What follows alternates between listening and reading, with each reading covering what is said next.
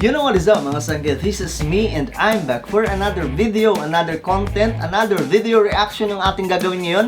And if you don't know my name, just call me Sangkay Janjan o kung sa Tagalog, kaibigan Janjan.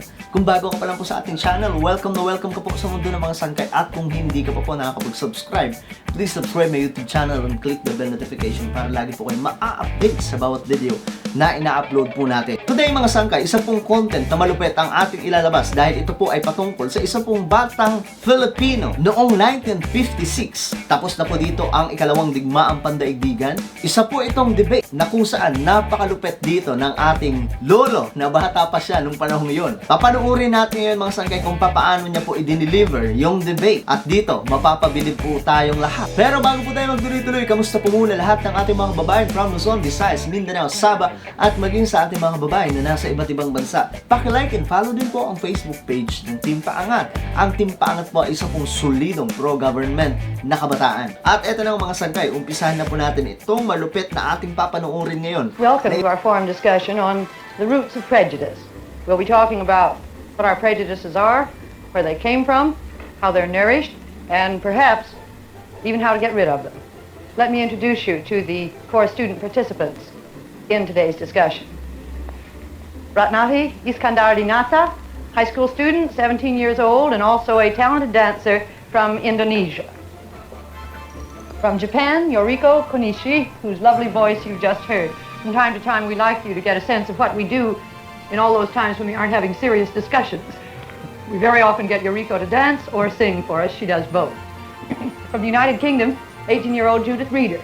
Judith's got a bit of a cold today. It did not come from swimming in the Atlantic Ocean, although she assures us that when she's in England, she does swim in the ocean during the winter. From the Philippines, Raul Contreras. Raul will be 16 years old, patriotically enough, on the 4th of July. He may admit some prejudices, but one he obviously doesn't have is a prejudice against women, or he wouldn't have been willing to appear tonight with 3 women being the only male on the program. Now, on this question of prejudice... Alam niyo mga Sangkay, natatawa ako dito sa Filipino na nila, kasamahan sa debate. Hindi mo mapapansin sa kanya na malupit po yung utak na ito. Perhaps we ought to start out by trying to define what you think prejudices are. What do you think prejudice is, Ratnati?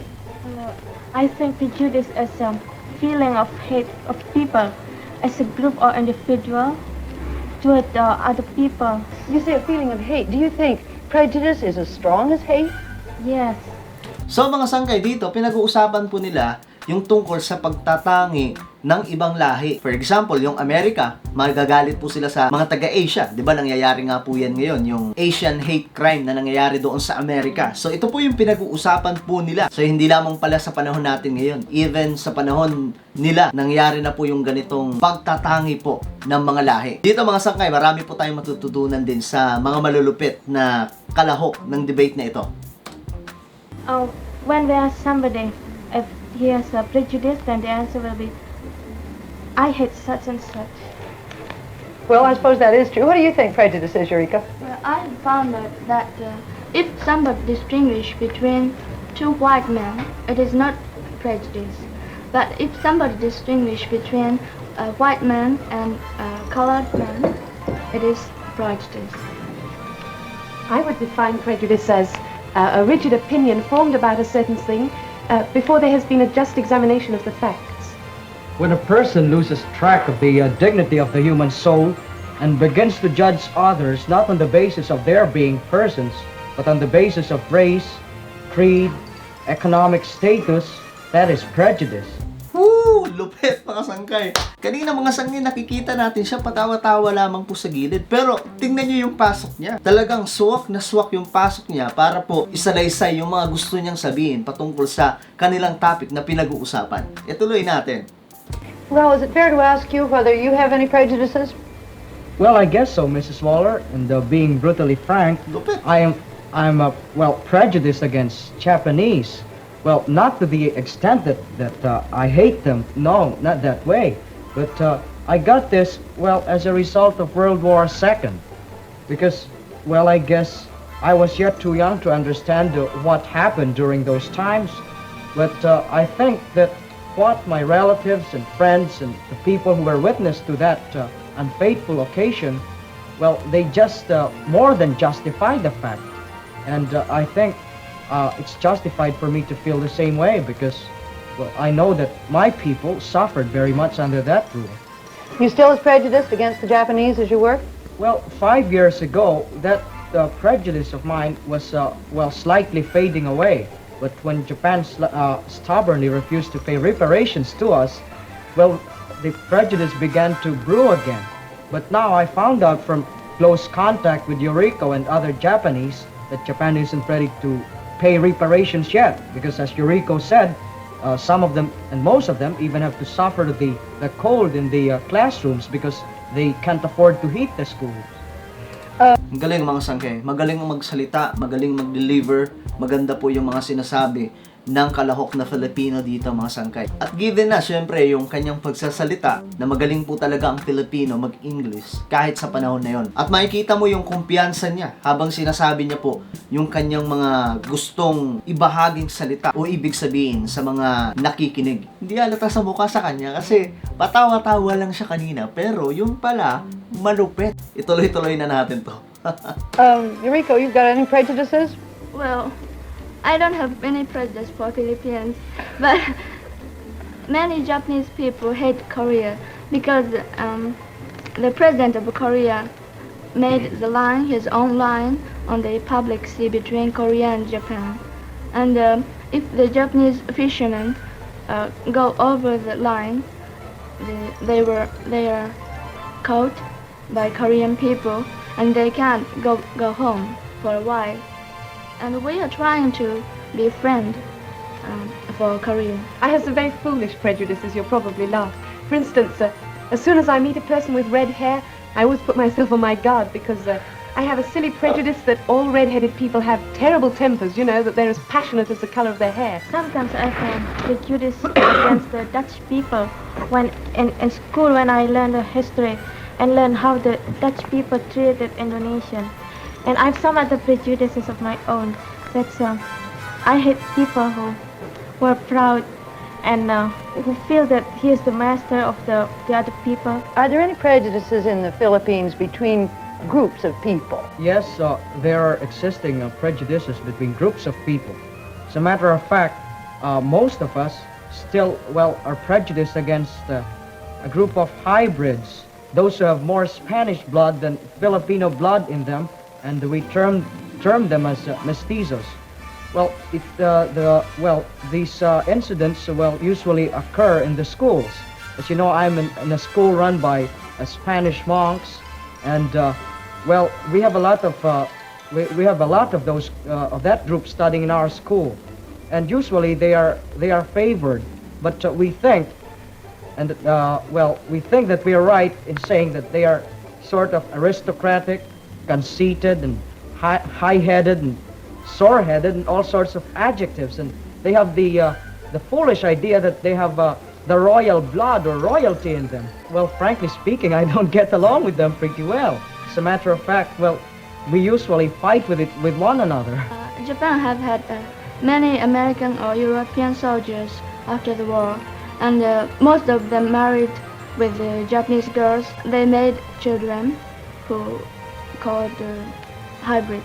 I think the hybrids have nothing to be punished, but some grown-ups didn't used to treat as the Japanese children. Could you tell us something about the status of women in Japan? We hear the strangest things, and you've been telling me the strangest things. Could you tell us more about it? Before the war? Yes, and now. Or before. Well, up to about 60 years ago, Japanese people thought that the white people are horrible because they are almost red hairs and everything is so big about the bodies. And quite a few people still think so. We're always proud of if the Western men are tall and handsome. We consider that yes. We're proud to be small and delicate. How do you feel towards the people in the colony? Do you have some prejudice? No, I personally don't have any prejudice. At least I hope I don't. But I know that a lot of Europeans think of the Asians, for example, as rather lazy. I don't mean to be rude, but That used to be the impression we had. Well, Judy, I don't think all Asians are lazy. No, please, you're misunderstanding me. I said that was a general opinion. Maybe not now, I hope certainly not. General opinion, but, well, when it's not, it's, well, sort of wrong to say that they are lazy. Let's just say that they've got very flat feet that they can't lift them up. Because you've got to consider, for example, the climate in most of the regions in Asia. Well, it's just but natural. You can't just work with all the warm climate around you. Of course, you'd always feel like fanning yourself, or going to an air-conditioned theater or something else where it's cold. Is there a difference in philosophy, too, that perhaps we in the West haven't appreciated, I wonder? Well, as far as I know it, and, well, I think you've mentioned it in this program, that Indians think that they should never soil their hands. And in the Philippines, I must admit that, well, we're sort of inclined to get white-collar jobs and swivel chairs.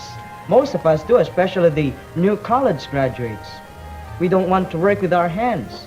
We want to have, well, big bosses and with pretty secretaries around us. That's the common tendency. Could you give a proof that we are lazy? Oh, now we're going right off the subject. I was about to ask them, what do they think are the most common or basic causes of our prejudices? Is it mainly skin color? I guess taking the American side of it, it's just that the white people don't want to mix themselves up with the colored ones. But what about the colored people? Perhaps they don't want to mix with the white people either. Well, what about, since you brought up the American race problem, I'd like to ask you, is it as bad as you thought it was going to be before you came, or is it better or worse? Well, I think it's what I've seen here and what I've heard while I am here and what I have read in the newspapers, it's just worse than I expected. Don't you agree, Judith? No, I don't agree. In England, we don't hear too much about the American problem, except, of course, when a certain case came up and the Supreme Court decision, we heard a lot about it then, but not too much. And when I came here, I had imagined from the Tiller case that things would be really terrible in the South. And I found that there's a real feeling of optimism here. I stayed in a Negro family, and I was able to see the position, really a bird's eye view of it, you might say.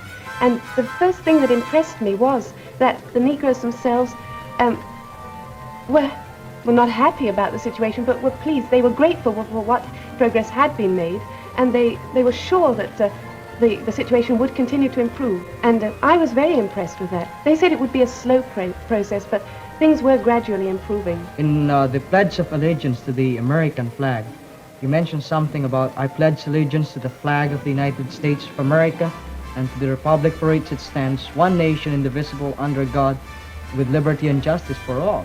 Well, the last phrase just doesn't suit everything.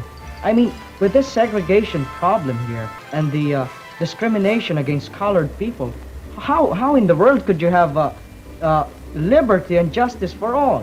And in one of my hospitality periods, I didn't expect that even the kids could carry it that far. I had the privilege, I should say, of attending one of the dances sponsored by one of the civic groups. And I just noticed that, well, it was a big dance floor, and all the white kids were assembled on the left side, and the most, shall we say, not strategic part of the ballroom, well, all the colored boys and girls were in there. And I never saw a white boy asking a colored girl for a dance, nor did I see a colored boy asking a white girl for a dance. I think we white women have an inferiority complex. The Eastern women and the Negro women have a sort of reputation for being so beautiful. I guess we're a little jealous of them. I guess you just envy us colored people. I guess so.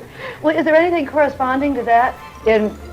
Well, I think so, Mrs. Waller, because in the Philippines, it's just funny. There's a common tendency among women, well, those who have a dark complexion, I should say, or just a tanned one, or just a brown complexion. Well, especially these high society matrons. Well, even if they've got already wrinkles on their face, they still want to bleach their skin. Suppose you meet one right now and you say, oh, good morning, and you see that she's just tanned and brown. But after 3 months, you meet the same person, and with the usual society walk, and trying to be very dignified and cultured and everything. And you just notice that her face was lighter than before. And when you look at her hands and everything up to her arms, well, you'll be likable to exclaim, "Holy Moses," because there's a real, very great difference. You see, she's about very light here, but you look at the arms and everything, and the lower part of the body. But gee, it's just a very great difference. It's colored here, but it's very light. They really bleach their skins? They do, Mrs. Waller. They What about pay. Japan? Japanese women don't want to change it anyway, do they? Some Japanese women, how do you say? Die? Dye their hair red. Really? Yes. They like red hair, but I don't like it. What about Indonesia? Well, as the Western people try to get the darker skin, we try to get lighter skin, but we prevent the sun. I mean, But you're such a nice colour now. I don't mind. I think it's when so we go cute. out, then we use long sleeve blouse to prevent from the sun, so we don't get a very dark color skin. Tell me, what are your governments, if anything, doing about problems of prejudice? You've each mentioned some prejudice that exists in your country. What are your governments doing to try to eradicate it? You mentioned the prejudice against hybrids. You mentioned the prejudice against hybrids, too. You haven't told us much about the position of women. Otherwise, by the way, let me ask you right here, are women any freer in Japan now than they were before the war? Well, before the war, there was no democracy, and women belonged to men, and men controlled women in everything, and How about men now? has first opportunity to everything. Even getting out of the door, women had to open the door first, and the men passed first.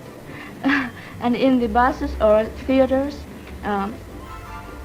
men take seat first.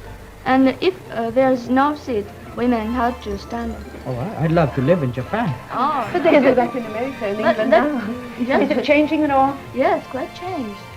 And just now women can vote, and women have equal opportunity in everything. Judith, you were talking about your prejudice against Cockney accent a moment ago. Is that still very strong in England, this prejudice of the so-called aristocracy against the Cockney? No, I don't think it's a very serious problem now, especially since the war. You know, this idea that the English speak either with a Cockney accent or else with a very aristocratic accent, that isn't true anymore.